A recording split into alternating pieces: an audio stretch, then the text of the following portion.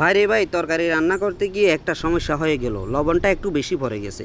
তখনই মনে পড়লো ফ্রিজে রাখা গরুর দুধের কথা। বোতলটা বের করলাম, কিন্তু দুধটা জমে গিয়ে শক্ত পাথরের মতো হয়ে গেছে।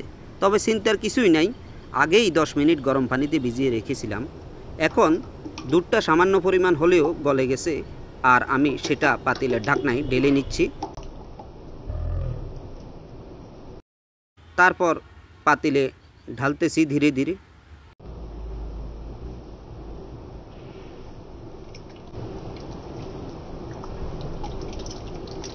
তরকারির মধ্যে দুধটা মিশে গিয়ে একটু মোলায়েম স্বাদ এনে দিল। লবণের ঝাঁঝ ম্যাজিকের মতোই কমে গেছে পুরোপুরি। আবার একটু নাড়াচাড়া দিয়ে গরম করে দিলাম।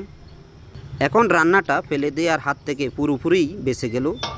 তবে শুধু দুধ নয়, লবণ বেশি হলে আরও অনেক কিছু আছে যা দিয়ে লবণ ব্যালেন্স করা যাবে। এরকম নিত্য নতুন তথ্য পেতে লাইক, কমেন্ট, শেয়ার করুন, সাবস্ক্রাইব দিয়ে পাশে থাকুন।